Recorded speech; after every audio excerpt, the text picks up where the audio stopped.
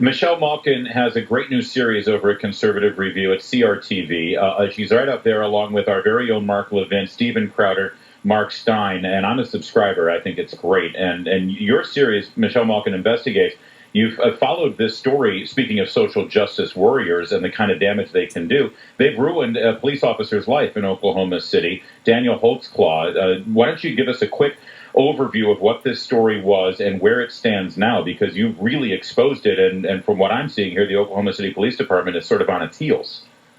It is. It's one of the most disturbing cases I've ever covered, one of the most important, if not the most important story that I have dug into and will be committed to until Daniel Holtzclaw is free. His name may be vaguely familiar to your listeners and audience because he became pretty much the public enemy number one of the Black Lives Matter movement, the social justice warriors, combined with a lot of your rape culture feminists who think you can never question the veracity of any woman who ever accuses a man of sexual assault or rape. And of course, in the wake of everything from Tawana Brawley to the Duke lacrosse case to what happened at the University of Virginia, you know how difficult it is to push back against those kind of witch hunts. And that's what happened to Daniel Holtzclaw, because he was accused by a number of women, many of whom were procured by police detectives who had tunnel vision and who were pressured by these social justice warriors in the summer of 2014. This was the summer of Ferguson and riots and all of these people setting things on fire, demanding so-called social justice instead of real justice. And he was convicted in what I believe was an incredibly unfair, unconstitutional circus atmosphere with Black Panthers and Nation of Islam people inside the courtroom wearing their militant garb, taking pictures of jurors during the trial, intimidating them, with a judge who would not rein them in.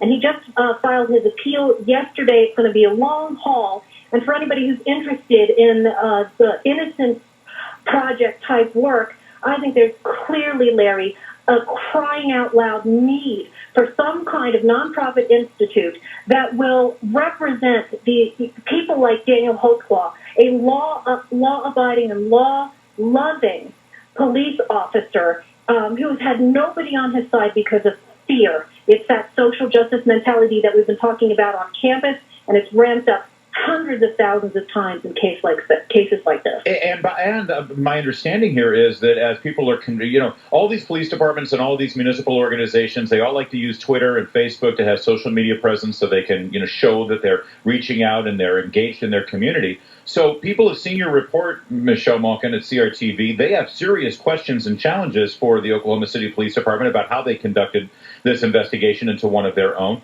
And now they're actually blocking people on Twitter because they're challenging them. They're shutting down conversations. Yes. What is it that they have to hide? And look, there are so many fantastic law enforcement officers out there that are under siege. Daniel Holtzclaw is one of them. But as limited government constitutional conservatives, we need to raise our voices when the power of government is abused to appease social justice. That's exactly what happened in this case. Yep. And the ways in which these detectives procured these women and essentially coached them into narratives that fit this mold, it is frightening, because what happened to this law enforcement officer could happen to any police officer, could happen to any unsuspecting citizen. Yep, that's the horror of it. To quiet the mob. And that's what we see too often. We saw it last night again at UC Berkeley. Michelle Malkin, thank you for joining us today. And if you are fired up about this story, as you can hear, Michelle is, go to CRTV. You need to see this documentary, the Michelle Malkin Investigates. It's not a documentary, it's a series. And you're cranking them out. And we appreciate everything you do, Michelle Malkin. Thanks for joining us. God bless, Larry. Take care.